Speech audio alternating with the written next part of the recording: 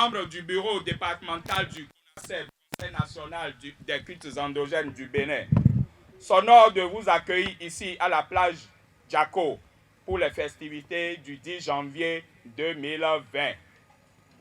Nous, les dignitaires du littoral, sommes fiers de célébrer avec le bureau national du CONASEB que notre frère président Kofi Azar Datoindje a le privilège de diriger.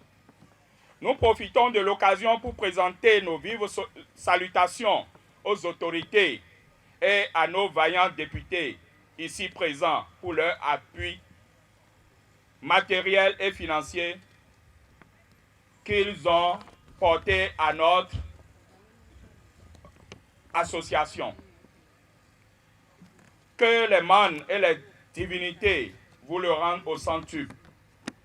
Et par-dessus tout, nous remercions le chef de l'État, le président Patrice Guillaume Athanase Talon. Chers invités, nul ne peut se développer en oubliant son histoire, ses racines et sa culture. Si nous prenons l'exemple de la Chine, c'est un État qui était au même niveau de développement dans les années 60 que l'Afrique. Mais aujourd'hui, il devient la deuxième puissance économique du monde. Pourquoi?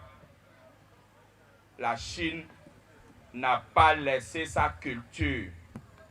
La Chine s'est basée sur ses réalités endogènes et est devenue aujourd'hui ce qu'elle est.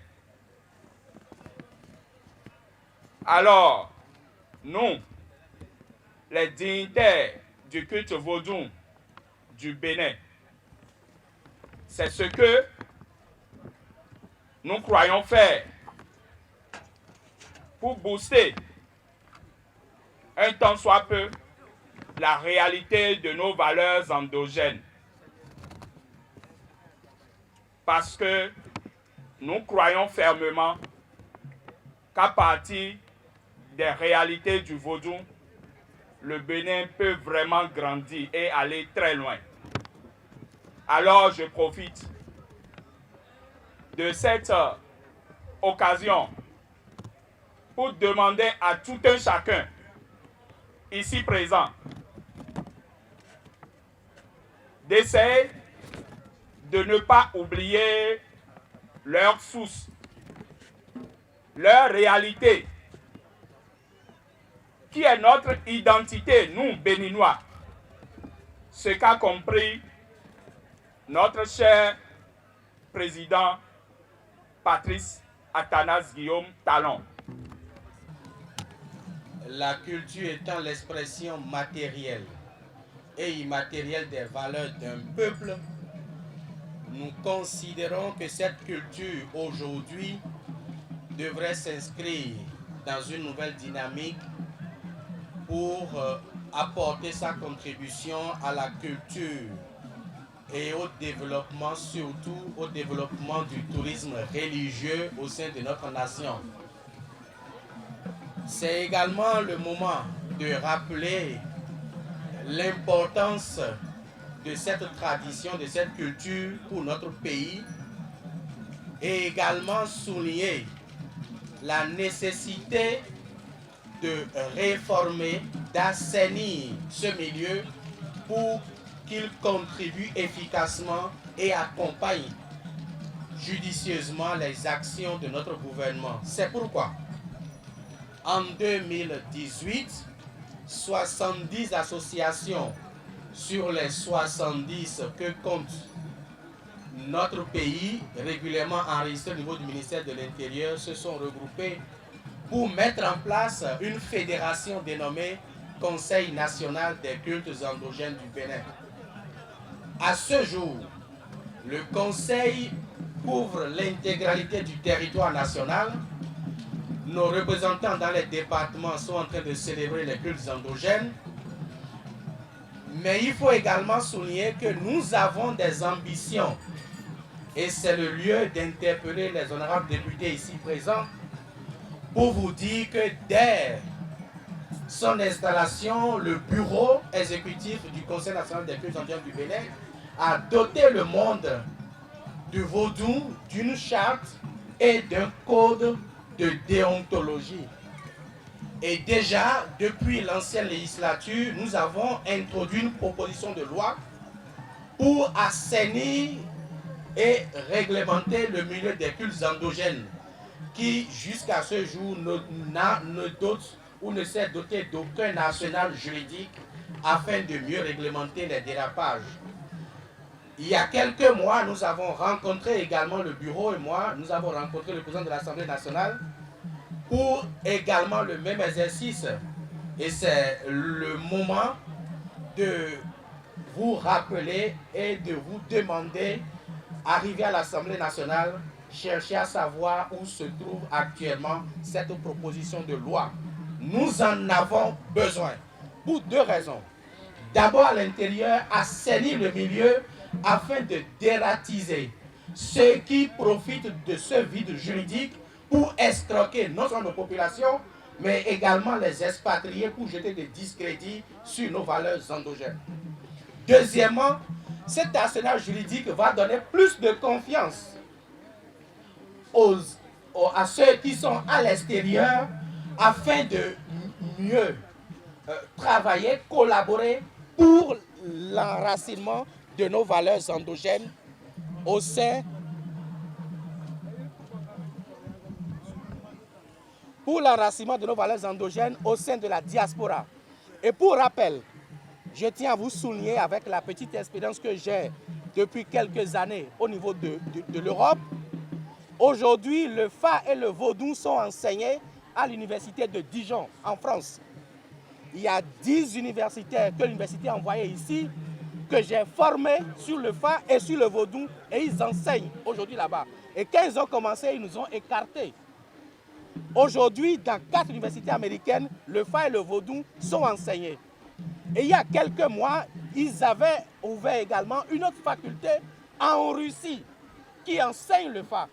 Parce qu'ils se sont basés sur les 256 signes du Fa pour développer le système de WhatsApp qu'on utilise aujourd'hui, qui ne regroupe que 256 dans chaque groupe. C'est le Fa. Donc il faudrait que nous puissions non seulement nous doter de cet arsenal juridique afin de pouvoir bénéficier de ce qui nous revient de droit. L'UNESCO a reconnu le Fa comme patrimoine de l'humanité, mais nous n'en profitons pas parce que nous ne disposons d'aucun arsenal juridique. Le Nigeria tout près en profite. Et également pour souligner que beaucoup de pays de la sous-région ont légiféré sur les cultes endogènes et se sont dotés d'autres de ministères, d'autres de secrétariats d'État aux affaires endogènes, mais ces pays n'ont pas autant de potentialité culturelle et culturelle que le Bénin. J'ai travaillé sur la proposition de loi sur ce pan-là avec les Maliens. Aujourd'hui, le Mali s'est doté d'un ministère aux affaires endogènes. Nous en avons aussi besoin ici, et je voudrais que les députés se penchent sur la question. Nous avons besoin d'ordonner le milieu, de quadriller tout le territoire afin d'assainir ou accompagner l'œuvre de développement. Aujourd'hui, le tourisme le plus rentable au monde, c'est le tourisme religieux. Tout le monde le sait. Si vous prenez la Mecque qui regroupe 4 millions à 5 millions à chaque pèlerinage, c'est une manne financière. Si nous prenons le festival qui se déroule à Touba, qui réunit 7 millions de pèlerins au Sénégal, chaque année, c'est aussi un gisement de financement. Nous avons besoin que vous nous accompagniez sur le plan législatif pour que nous puissions réellement faire décoller notre développement à partir du tourisme religieux. C'est également le lieu de remercier le chef de l'État et également nos députés pour la constitutionnalisation des cultes endogènes. Nous vous remercions, c'est déjà un grand pas et c'est à l'actif de nos députés.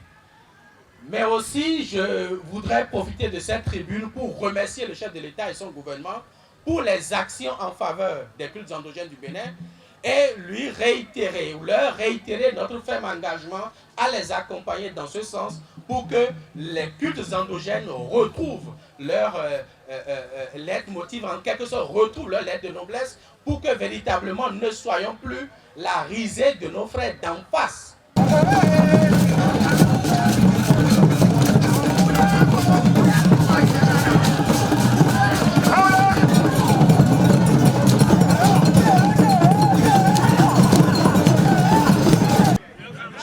Je ne vais pas donner l'exemple de la Chine, je vais donner l'exemple de l'Inde.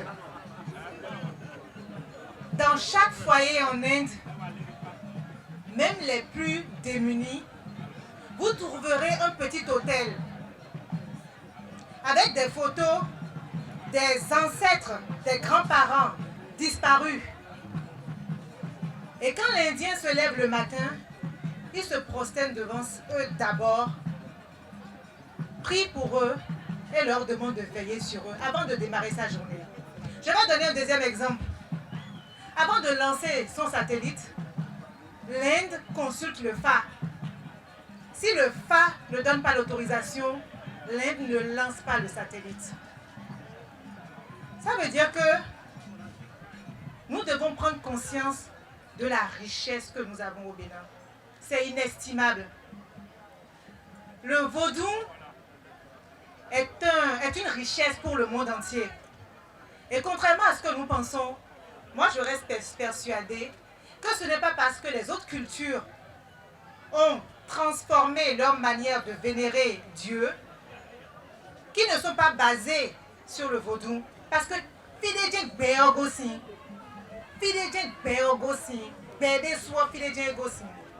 et je voudrais exhorter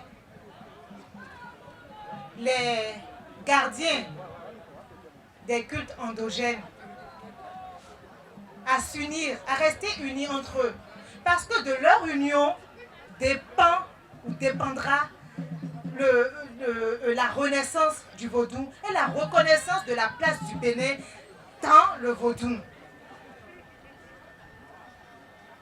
Le président de la CONACEP nous a rappelé qu'il est important d'aller au bout des lois, des textes de loi pour régir les cultes endogènes.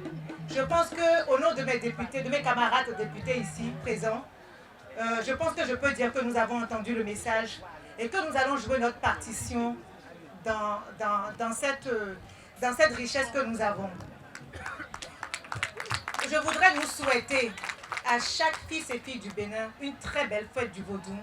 Je voudrais nous souhaiter que nous soyons fiers, mais que nous soyons fiers, très fiers, que nous levons la tête, haut la tête, pour dire que nous sommes vaudouisants, que la culture béninoise est vaudou.